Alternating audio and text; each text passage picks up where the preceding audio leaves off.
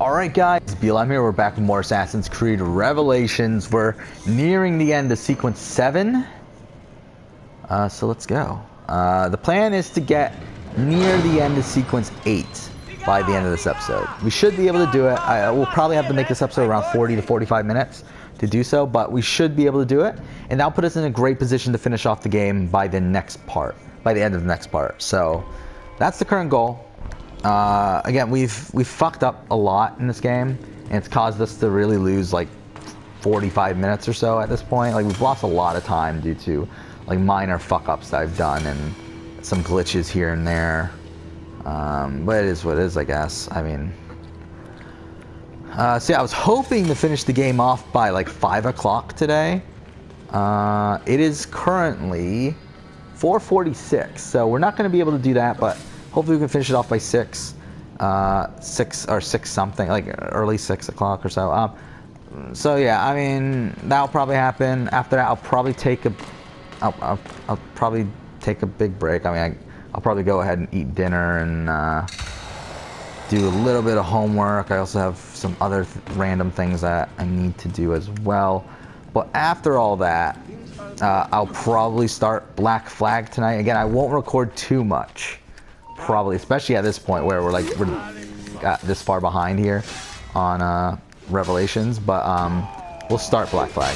Again, ideally we would play AC3, but again, it's not out on PS4 yet, and that's how I'm recording these videos. I do own it. I have it on PS3 and 360, but I don't have it on PS4 obviously because it's not out yet. So we won't be playing AC3, though we will be playing it when it does eventually come out. So yeah, we'll be playing every game, like from AC4 on. We'll be playing every game in the series. We did, as I said, we're going to be missing out on 3, and then we missed out on 1 already, because both those are not on PS4. But we'll be playing every other game, and we already played 2 in Brotherhood.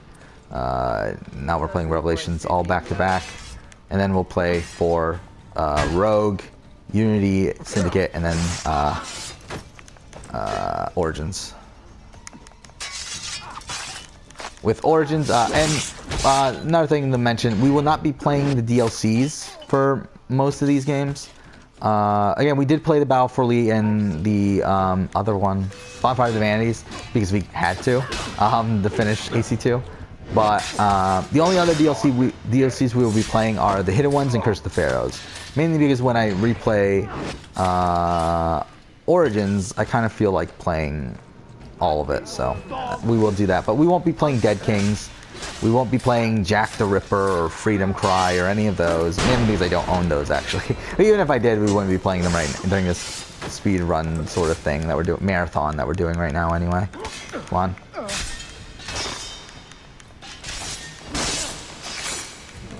Okay, we're good. So aren't we going here?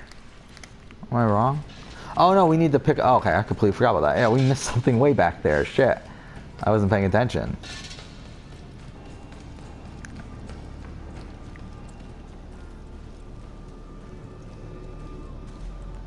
Where are we going? Oh, it's underneath. I'm a fucking idiot. Okay, yeah, it's down. I know where it's down here. There we go. It's at the table. Because we need to steal the gunpowder, and then now we go to where I was at earlier, which is oh no, those are explosives. Okay, so the gunpowder is the thing at the end. But either way, so here now we are going here and we blow it up. Which again, I think this is the like. Oh wait, look for this glitchy sort of mess that we're about to see here in a second. There, this, with all the popping and everything. You need to take cover. Get out of my way. This shot looks pretty cool though, where like the flames are like, you can see like the reflection on his face and everything. Not give in to fear. So yeah, we're at the end of sequence 6, or sequence 7. All we need to do is kill him, escape, and then do the Altair mission, which is pretty short. The 5th one is pretty short. All this is just escorting Niccolo out of the fortress. Do not let anyone break it. Stop that man! Coming down! Okay. Let's go. Let's do it. I believe the full sink is to not get damaged, right? Which again, I mean, we're not going for the full sink, but it's not to get damaged, right? It's either, yeah, because I mean it can't be don't be detected because you get detected right away. So it's, yeah, it has to be to not be damaged.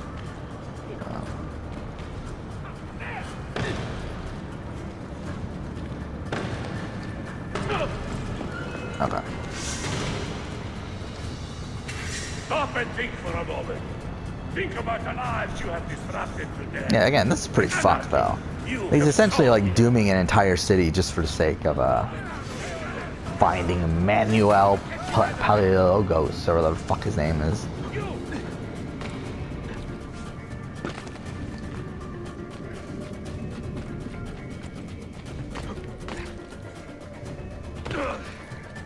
Okay.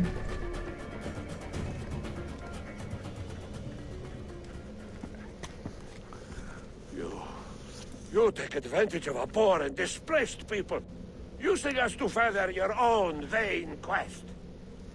But we fight for dignity, assassin. We fight to restore peace to this troubled land. Templars are always quick to talk of peace, but very slow to concede power. Because power begets peace, Flaka. Yeah, I love Cannot that. happen in reverse. These people would drown without a firm hand to lift them up and keep them in line. There he is. The monster I came to kill. My next cut Okay. will be your last. I would love to like kill him by throwing him in the water. I want to throw him in the water. Come on, let me do it. Yeah, he's almost there. There he is. Yeah. It's so dumb. I should have been Constantine. I should have learned how to swim. He had so many plans. That would be so fucking funny. Your empire is gone. But I am not the only one with this vision, assassin. The dream of our order is universal. What is this? Fucking the hidden ones? These are only labels. Costumes and facades. Beneath these trappings, all Templars are part of the same family. Enough prattling. I am here for the Masyav key. Then take it. Take it. Seek your fortune. See if you get within 100 leagues of that library before one of us finishes you off.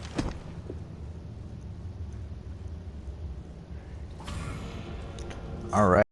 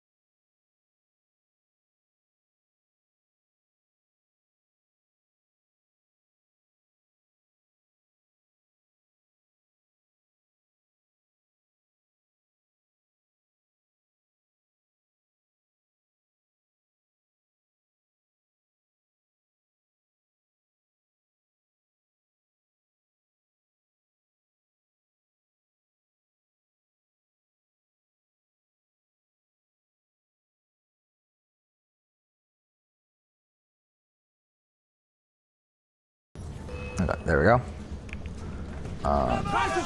Shit.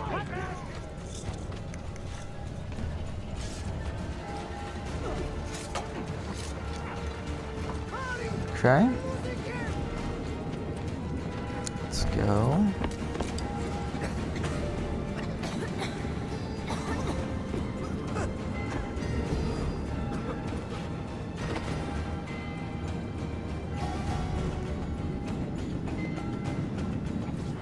Alright.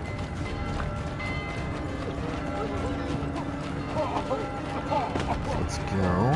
Man, this is really fucked though that Ezio does this. And it's so radically different than like what he would normally, like I feel like what he would normally do, like when he was younger and stuff at least. Oh no, it's this way.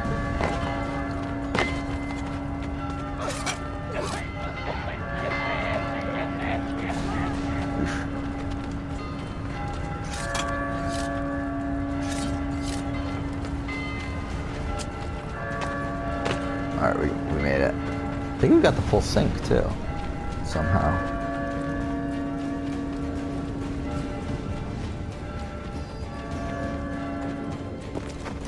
Okay.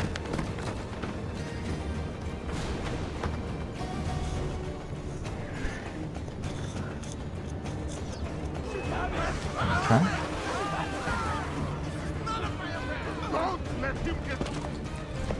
Alright, we're good.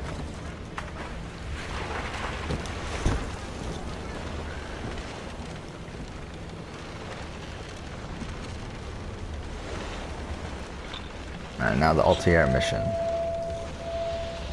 Again, it's a relatively short one. And all the other ones are like 10 minutes. This one's probably like more like 5-ish.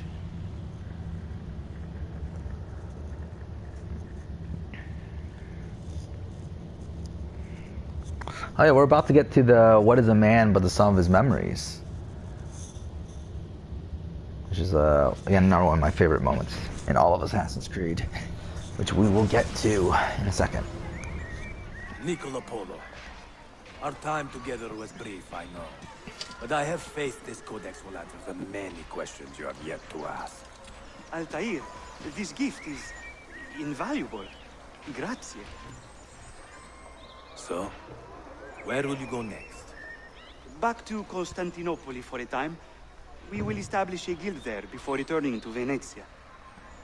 Your son Marco will be eager to hear his father's wild stories.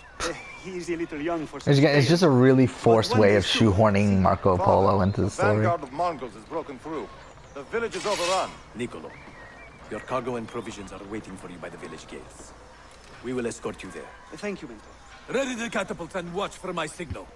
Stay close. Yeah, which I really, this mission's literally just walking over to the thing. There's not much else to it. Oh, and the apple works differently in this game than it did in ACZ.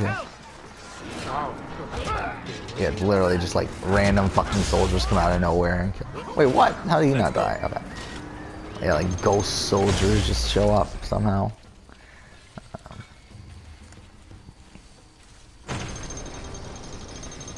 But yeah, I guess technically the apple, what the apple's supposed to do is do what the holder imagines, right? Like that's what the apple is supposed to do. To a degree, I guess. I mean, I don't know. Like it's supposed to make whatever the user's thinking a reality, right? Like that's why the apple was used, like to part the Red Sea, and why, and supposedly why an apple changes someone into Medusa and whatever. But like, you get the point. Like it's supposed to do whatever the user imagines, I believe. So I guess it makes sense to a degree. What? Are you fucking serious? Okay, fine. Like in I really just the apple works differently like every fucking game it shows up in. So I think like I feel like it's gotta be like, and it even does that in these two, like in 3 games here between AC, Brotherhood Revelations, and 3. They work differently in each 3 of those games. So I feel like at this point though they still cared.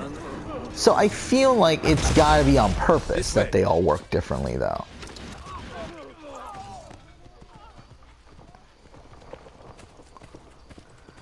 Let's move. Wait, where are we going? Oh, okay.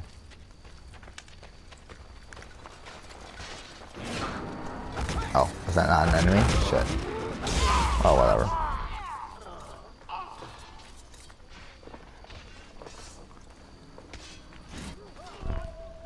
Alright, we made it. Again, super short mission. Most of the mission's really just a cutscene. Give me a moment.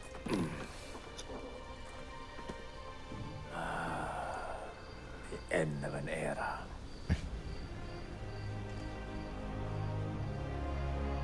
When I was very young, I was foolish enough to believe that our creed would bring an end to all these conflicts.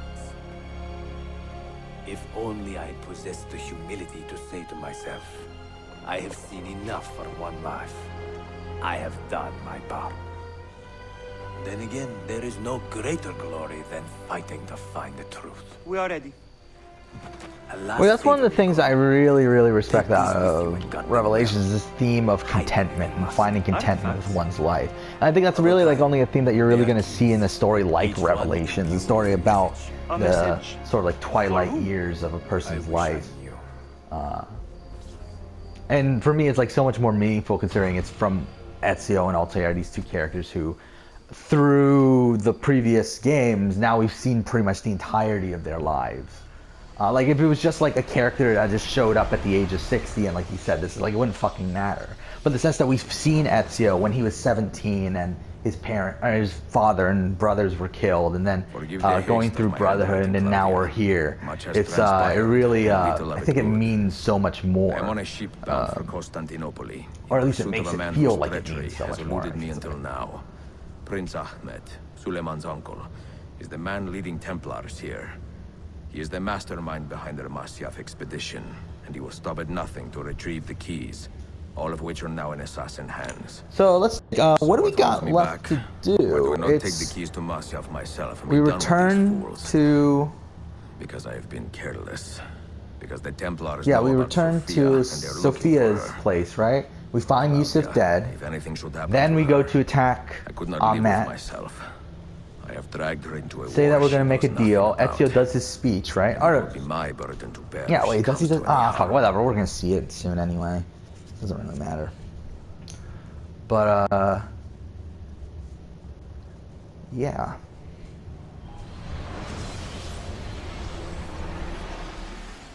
Because, I mean, like both Altair and Ezio pretty much find contentment by the time that they reach the end of their lives. I mean, I would say definitely more so with, seems like more so with Ezio than Altair. Because even Altair, like at the end there, he even says that, what is it? If only I was willing to be able to say to myself that I've seen enough for one life. Which implies that he's not entirely, doesn't feel like he's entirely finished with what he has, but he knows that this is all that he's going to get out of life or whatever. But either way. Note that a reward of 10,000 akçe will be given without question to anyone who brings in information that leads to the immediate arrest of the suikastçı, Ezio Auditore. Wait, how dumb do these guys have to be to not see him right there? But whatever. So let's go. False notions of justice and rumors of righteous revenge. These are unjust and no more. But yeah, like definitely by the time you get to Embers, like you definitely realize the contentment that Ezio has with his life, and I really, I don't know. I think it's really cool, I guess. I don't know.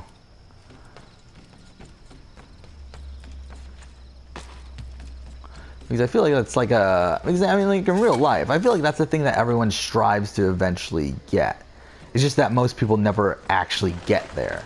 I don't think many people, by the time that they die, are content with the way that they've lived their lives and by how much they've accomplished and whatever else. And that we have these characters here of Ezio and Altair who both, I mean, again, Ezio more so, but like reaches the peak of what they can do. And like, I mean, it also has to do with Ezio's realization of what his goal is, like what he was meant to be, essentially. Like, because like he, again, what he says at the very end of the game, at the very end of Revelations, one of the reasons I love the ending of Revelation so much is because the speech that Ezio makes, where he realizes the part he's supposed to play, in that he was meant to, like, the things that he was meant to do were to benefit, I mean, essentially Desmond, but were to benefit someone other than himself. Okay, let's go. Like, was the line, I've come to a strange realization that, wait, what was it? That I am only a conduit for a message that eludes my understanding. That's what the line is.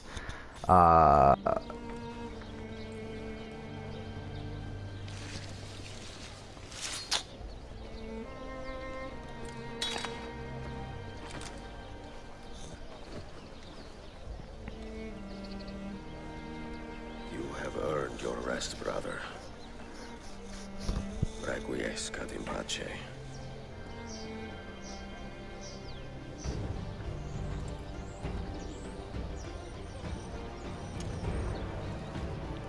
Brothers, sisters, the whole city rises against us, while Yusuf's murderer waits and watches from the arsenal, laughing. Fight with me, and show him what it means to cross the assassins. Okay. What's also weird is that we've learned since then that Yusuf had like a wife and kids and stuff. So it's kind of weird that he never mentions it throughout this game. And obviously, I'm sure that's retconned anyway, but still. He's like a descendant of his appears in the Assassin's Creed movie. I believe you have Infinite Arrow Storm here, right? Yeah.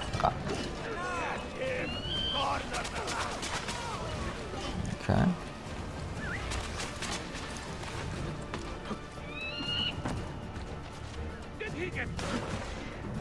Okay.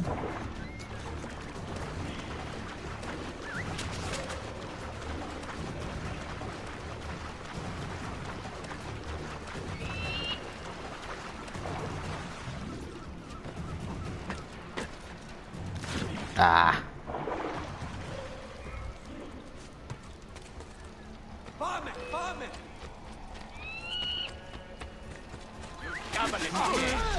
Oh, there he is. Ooh, such fury. Where is she? Such fury. Where is I she? like the way he says that. If you think you are in a position to negotiate, kill me and be done with it. I am sorry it had to come to this. Like, I really love Matt as a villain, though. I feel like if Matt, if they gave him more time, I feel like he could have been a fantastic villain. Only our methods differ. Do you not see that? Peace, stability, a world where men live without fear. Yeah, I feel like he's the first villain in a while in Assassin's Creed to where, like, again, it's very black and white. Like, he's not portrayed as like a complete fucking lunatic. Can be messy, Ahmed, but it is well, he is portrayed as a loser from the beginning of the game. But either way. And when things fall apart and the lights of civilization dim, Ezio Auditore can stand above the darkness and say proudly, I stayed true to my creed. I like the way he says that, too. I will open that library, and I will find the Grand Temple. And with the power that is hidden there, I will destroy the superstitions that keep men divided. Not in this life, Ahmed. Bring the seals to Galata Tower when you are ready. Okay. Do this. Yeah, we got through this real quick, actually. I'm actually really impressed with how quickly we've done this. We're 25 minutes in. After that, everything changes. And again, the point that I was trying to get to was the point where we're about to give Ahmet the coins and stuff. How long have you been keys. here? Long enough. I had Ahmed dead as soon as he returned. But I never expected to hear all this. And what do you think? He is a sincere man. But this Templar fantasy of his is dangerous. It flies in the face of reality. I The mean, world both is a sides tapestry do, but of many yeah, colors sure. and patterns. A just leader would celebrate this, not seek to unravel it. He fears the disorder that comes from difference. That is why we make laws. But the thing to is, live like, by. this game, like, A even though I common compliment this that game applies for, to like, all giving the equal measure. temple, like, it's not completely black and white, it is still, like, not 100%, This man is not our gray. enemy. Like, I mean, obviously, like, the assassins are still portrayed as the good guys here. Like you. Whatever else. And that's the thing, like, Darby, even though he does really great work with Ezio. philosophy and stuff, he does seem to, like, still tell you which side is right. While I feel like with games like Assassin's Creed 3 and to a degree Unity, like, it's like they don't really tell you, and obviously Assassin's Creed 1, they don't tell you which side is right. Like, they leave it up to your interpretation. Because, like, with Assassin's Creed 1, I mean, really, both sides are complete shit. I mean, and they let you know that. I mean, they let you know that both sides want something good, but are going about the wrong way. In the sense that, obviously, you're playing as Altair, this assassin, who's killing all these Templars, but every single time you kill one of these Templars, they're talking about how much good they're doing to the world. And, oh, fuck. Let me get out of here. Okay, there we go. How far into this are we? 6 minutes. Okay, so yeah, and then also at the end of the game, obviously, like, you're being an assassin the entire time, so you're, like, thinking, like, oh yeah, the assassins must be right. But then Al-Mualim, the leader of the assassins, is really a fucking Templar. Or at least he's working with the Templars. He's not actually a Templar, but he's working with the Templars. So it's like both sides are portrayed to be bad and good in certain ways. Again, like, Assassin's Creed 1 is probably the most gray out of all of them. Again, AC2 and Brotherhood are 100% very black and white, where assassins are good, Templars are bad. Like, as I already talked about this, but, like, the Borgias obviously are portrayed as the bad guys, as these lunatic sort of people that just want power, sort of thing. And then even in the modern day is very much throughout the entire series is portrayed as very black and white, where the assassins are the good guys, Templars are the bad guys.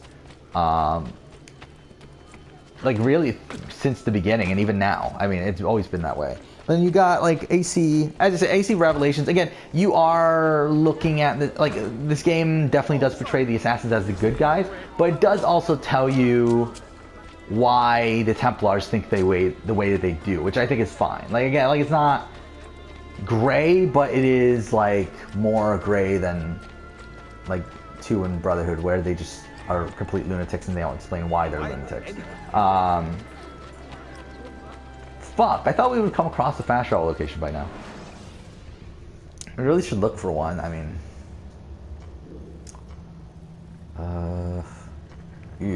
where is one? Holy shit, is there really not one? There's not one until here? Okay. But, then you got 3, which again, 3 I think is very much black and white. I know, I'm sorry, it's very much gray. Yeah, I mean, it's not, I think Assassin's Creed 1 is definitely the most gray out of all of them, just because it doesn't even tell you which side is right. While I think AC3 does kind of tell you, hey, the assassins are probably right, but it does also give so much credence to the fact that the Templars are at least not wrong. Because obviously you're playing as Haytham for the first 3 sequences of the game. You have Haytham really talk back to dickhead Connor during that sequence 9 where you're hunting down Benchurch. Really, I mean, yeah, I think that's definitely, again, another one of the more gray games. Then you got 4, which again, I think 4 is very similar to Black Flag here, where, again, 4 is very similar to Revelations here, where it's like, again, it's Darby, so I mean, he writes the way he writes, but it's like, again, very similar where it's, the assassins are portrayed as the good guys, but, okay, that's weird. I think my dog is having sex in his sleep or something. He's making a thrusting motion in his sleep. while he's like laying on his side, and that's really fucking weird. But yeah, what was I saying? Black Flag. Yeah, I mean, like again, like the Templars are shown. I mean, to be honest, I think this is more gray than Black Flag. Black Flag is weird, where it's like it's not really even about the philosophies between the Assassins and Templars, more so than the philosophies between being an assassin and being a pirate. But still, they do portray the Templars to be the bad guys most of the time. I think the only time that they don't is with Torres, when he's sticking up for slavery. I'm sticking up against slavery and stuff with Wood Rogers. But again, for the most part, the Templars are portrayed to be the bad guys there. And then similarly with the Assassins are never really portrayed to be bad guys in that game. So I guess that one's definitely more black and white. Then you got Rogue, where it's the complete opposite, where like the Templars are portrayed to be the good guys, and like again, like people say, oh my god, AC Rogue is so great. Oh, it's what is it? Oh, it's so like morally complex and everything. It's like, no, it's not. They just fucking flip the script. It's like they're not making it more gray. They're just like switching the black to white and the white to black. That's all they're really fucking doing. But our enemies do not permit us that luxury. Like, so I mean, like again, it's very it's pretty much the opposite with mind you, I mean, it's definitely more gray than Two and Brother. Like, I would say it's, again, like pretty similar to like Black Flag, where it's like they still do give you like the reason why these people are doing these things, but it's still like very black and white. Like it's pretty much they're showing you why they're doing these things, but they're also saying why they're wrong. While again, like with AC1, it shows you why they're doing those things, but it doesn't show you why they're wrong, which I think is a big difference there.